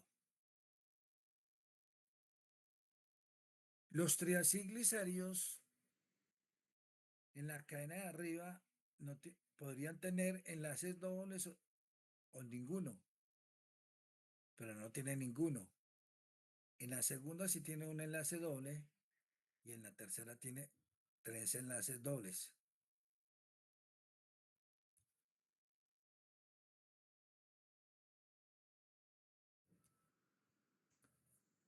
Entonces aquí, resumiendo lo que dije, de aquí para allá la hidrólisis por medio de una enzima que se llama lipasa. Pero yo también puedo hacer esta descomposición utilizando reactivos químicos. Por ejemplo, si cojo el triacilglicerio y le agrego ácido, se me convierte en ácido graso. Y entonces haría una hidrólisis ácida.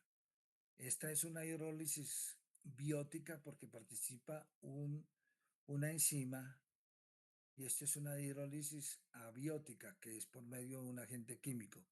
O sea, lo hago a nivel de, por ejemplo, un recipiente químico, de un, de un vaso. Pero la podría hacer también hidrólisis básica, tal como aparece aquí abajo. Aquí es una hidrólisis ácida y aquí tengo una hidrólisis básica. Pero aquí ya no se formarían ácidos sino bases. Tres bases, aquí se forman tres ácidos. Cuando lo hago con un hidróxido de sodio o una base, se me forma jabón y glicerina. Siempre se me va a formar jabón. Que sea que para las fabricaciones de jabón lo hacemos a partir de un aceite o una grasa y le agregamos una base y calentamos.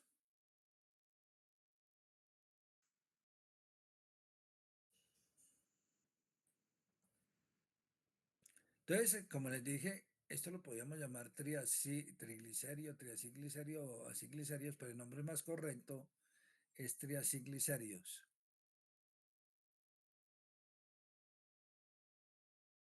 Como les dije, puede tener enlaces dobles, uno como arriba o tres como abajo o ninguno. Por cada enlace doble que tenga un triacilglicerio decimos que tiene un punto de insaturación. Quiere decir que este triacilglicerio tiene cuatro puntos de insaturación. Uno, dos, tres, cuatro. No se cuentan estos tres enlaces dobles, sino estos de aquí en la cadena. En cambio, este triacilglicerio solamente tiene un punto de saturación. Bien, seguramente ustedes han escuchado que hay grasas o aceites que son más recomendadas desde el punto de vista de salud, las omega 3, etcétera, las insaturadas. Las saturadas son más perjudiciales. Decimos que entre más enlaces doble tenga, aquí tiene 4 y aquí tiene uno, decimos que esta está más insaturada, porque tiene más puntos de saturación, 4. Ese está menos insaturado porque tiene uno. Entre más insaturaciones tenga, entre más. Profe, una pregunta, qué pena. Sí, sí, dime. ¿Esos enlaces dobles son de oxígeno o de carbono? De solo carbono. Si Solo observa carbono. que, si observa que aquí tiene enlaces dobles, Sí. estos de carbono, oxígeno no se cuentan. Son enlaces dobles, pero para los puntos de saturación solamente se cuentan carbono-carbono. Recuerde que cada vértice es un carbono. Ah, muy bien. Bien, Gracias. entonces, las que tienen más puntos de insaturación son aceites más fáciles de asimilar. Entonces decimos que las aceites o las grasas más saludables son las insaturadas. Entonces a unos seguramente lo han escuchado, le dicen, no coma tal alimento porque tiene grasas saturadas. Entonces, saturación significa que tiene pocos enlaces dobles. Entonces imagina que esto tuviera 10 puntos de saturación, o sea, 10 enlaces dobles. Sería estupenda para la salud. Ustedes han escuchado el aceite de oliva. El aceite de oliva es uno de los aceites más recomendados para la salud. De hecho, directamente se lo echan a las ensaladas. Ya ustedes se pueden imaginar que el aceite de oliva cuántos puntos de saturación tiene. Muchos, muchos. Y lo mismo ocurre con ciertos animales, ciertos pescados como las truchas y el salmón tienen una gran cantidad de puntos de insaturación. En cambio, las carnes de res o de cerdo no tienen tantas grasas, tantos puntos de saturación, tienen pocos, o sea, son más saturadas, son más dañinas. Las grasas saturadas, o sea, tienen pocos enlaces dobles, se pueden ir acumulando en las arterias o en las venas, produciendo coágulos o trombos, y que van a dar como consecuencia infartos. En cambio, la insaturada es una grasa que fácilmente se puede mover más fácilmente a través de la sangre.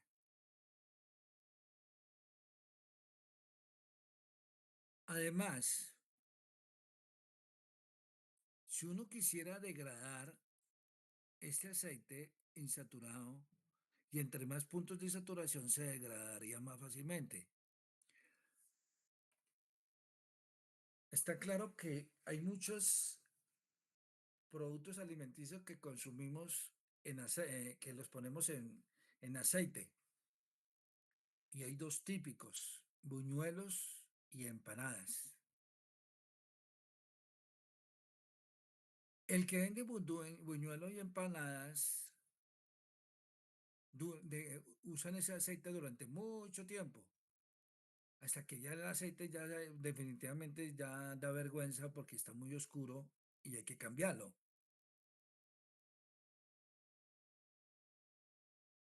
Los aceites insaturados prácticamente no servirían mucho para los que hacen empanadas y buñuelos porque prácticamente rápidamente se descompondrían. Entonces, imagínate que uno quisiera hacer una empanada de buñuelo con aceite de oliva. Prácticamente lo podría usar una vez y ya no más, porque el aceite de oliva se descompone. En cambio, si es una aceite saturado, o sea que no tenga enlaces dobles, puede durar mucho tiempo. Que sea que si a mí me dieran una empanada, un buñuelo que me lo frieron en grasas insaturadas sería mucho más saludable que si fuera saturada. Que uno no sabe con cuál grasa lo hacen porque pues obviamente tienen que utilizar grasas baratas y las grasas baratas son las saturadas. Por ejemplo, las mantecas de cerdo.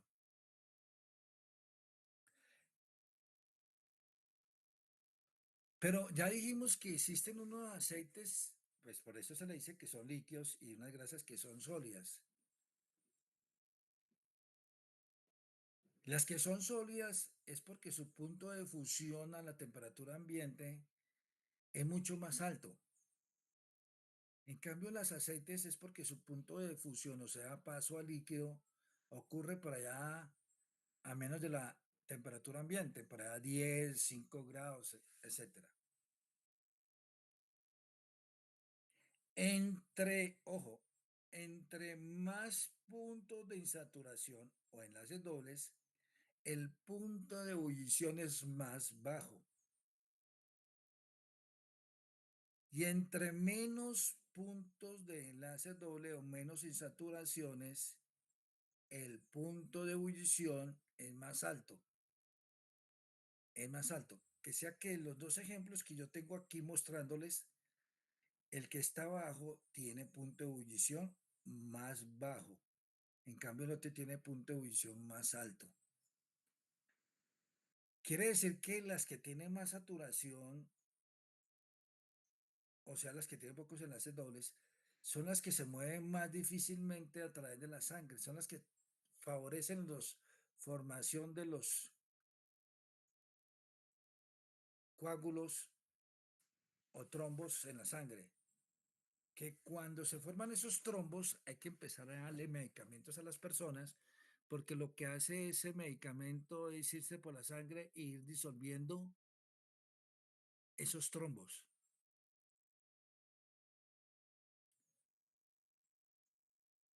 Entonces queda descartado que yo ya vaya a utilizar por costos el aceite de oliva para freír, porque apenas me duraría mucho, muy poco tiempo, pero sería lo saludable, porque es muy saludable ese aceite.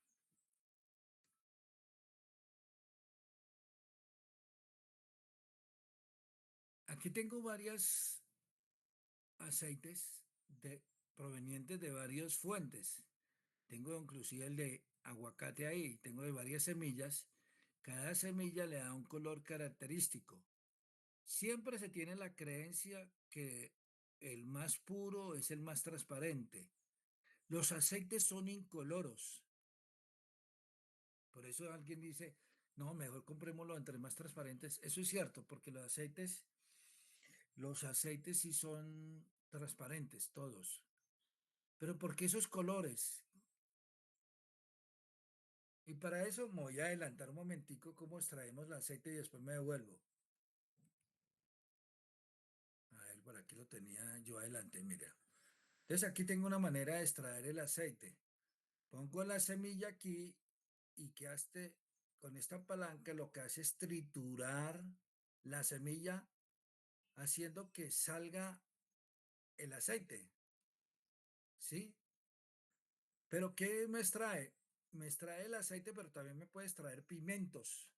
Recuerde que los frutos tienen clorofila y otros pigmentos que son coloreados, pero no quiere decir que esos pigmentos sean perjudiciales para la salud. Entonces, pues al extraerlo, pues me extrae el aceite y otros pigmentos. Sí, aquí hay otro extractor, mira, informe molino, pero va a extraer lo otro. Sí, la almendra, pues al extraerla, pues le extrae los pigmentos que tiene. Entonces, los colores que se observan ahí es pues los diferentes pigmentos que tiene estas fuentes de alimento. Entonces, aquí ya repasé, ya esto ya lo dije, este ya lo dije yo. Aquí tengo la grasa de vaca, todos hemos visto cuando tenemos la carne se ve la rojita, pero vemos unas cosas blancas, esa blanca es la grasa, ¿sí? El aceite de coco es blanco, La grasa de cerdo pues es blanco. La que tenemos acumulada en nuestro cuerpo también es blanca.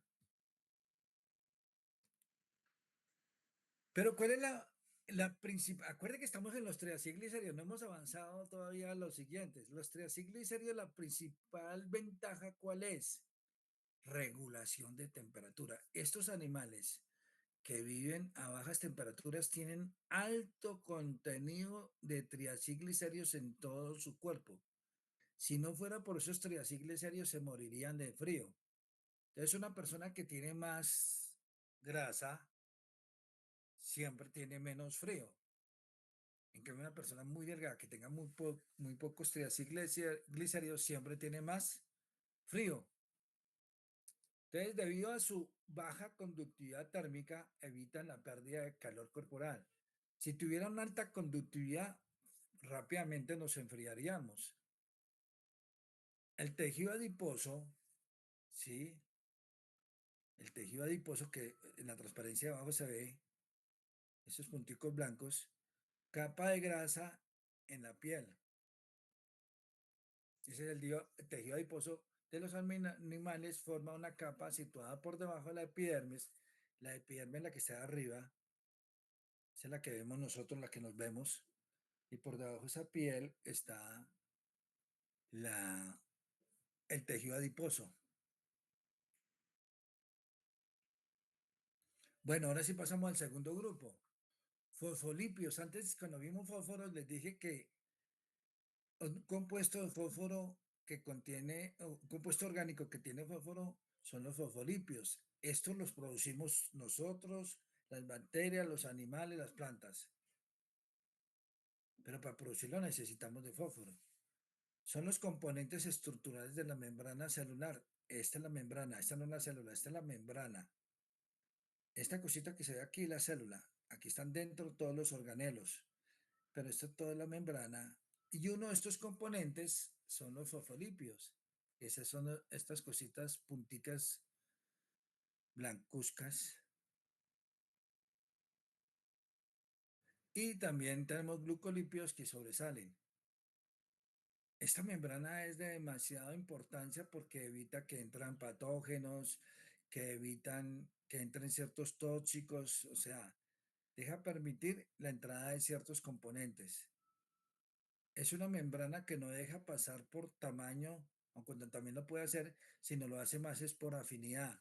Rechaza lo que no le conviene a la célula y deja de pasar lo que le conviene. Entonces, como se da cuenta, son compuestos estructurales. El glucolípido también hace parte de la estructura, están en la superficie de las membranas celulares de tejidos nerviosos. Estos están principalmente en los tejidos nerviosos. Recuerde que nosotros tenemos unos tejidos más sensibles que otros, como los nerviosos, y ahí tenemos células nerviosas, pero no todos tienen células nerviosas. Y por lo tanto juegan un papel importante en el desarrollo del sistema inmune. Eh, la gran parte de lo que hay en los organismos vivos son triacilglicéridos, podría ser casi el 90%. Estos ya dijimos que están en las membranas, pero están en pequeñas cantidades.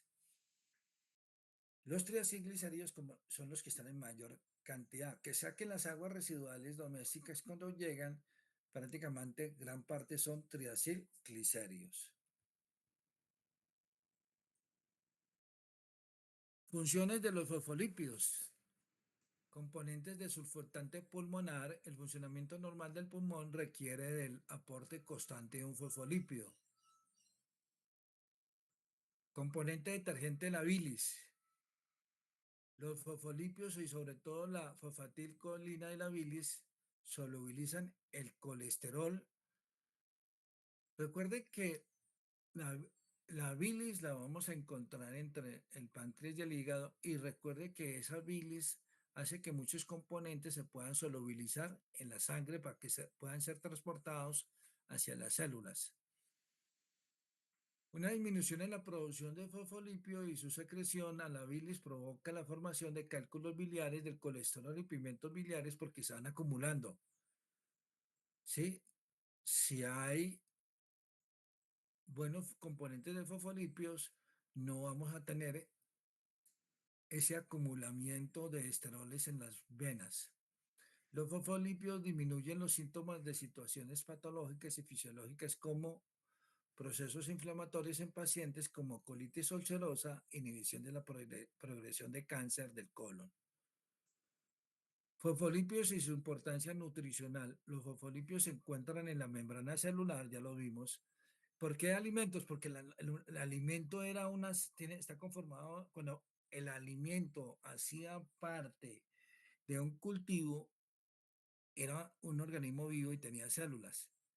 Como tenía células, estaba conformado por células, pues tenía membrana celular. Y ya vimos que los fosfolipios están presentes en la membrana celular.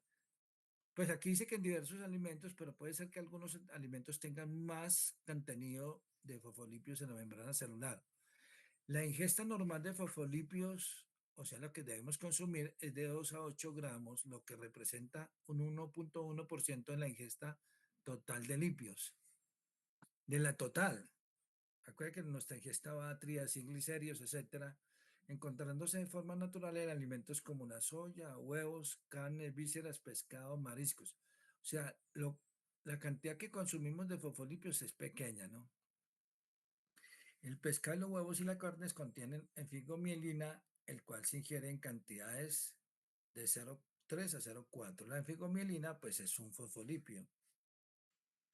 Bien, las ceras que están aquí también en el grupo Profe, de una pregunta. sí, ¿Se podría decir que esa membrana celular en- es hidrofílica, o sea, permite como el paso de aceites, pero de agua, o al las contrario? membranas tienen esa facilidad que pueden ser lipofílicas y hidrofílicas, porque ella tiene que permitir el paso de una gran variedad de sustancias lipofílicas y hidrofílicas. Entonces las puede permitir y varios de esos componentes le dan carácter hidrofílico y otras lipofílicas. Por eso es que está variada. Yo aquí no lo comenté, pero si observamos la membrana tiene proteínas, tienen colesterol, ahora lo veremos, tienen los glicolipios, etcétera, tienen una gran variedad de componentes. Y entonces digámoslo, él puede permitir el paso de los dos tipos de moléculas siempre y cuando le sea favorable para el organismo. Bueno, Gracias. las ceras, entonces, es el otro grupo funcional que sufre saponificación.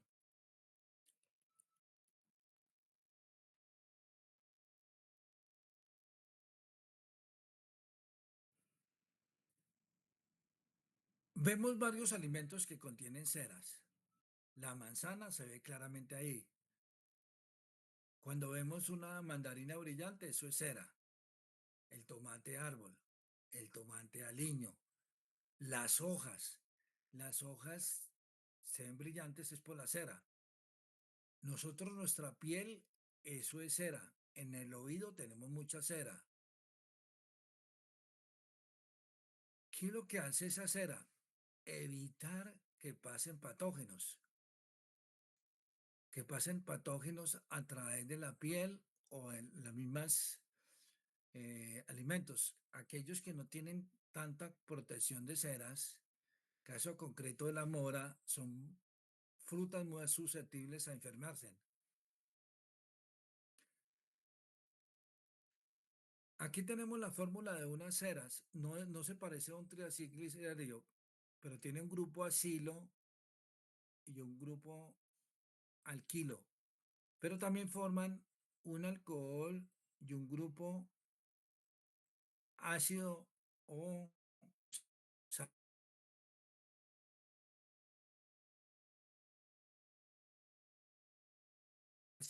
o por medio ácido o medio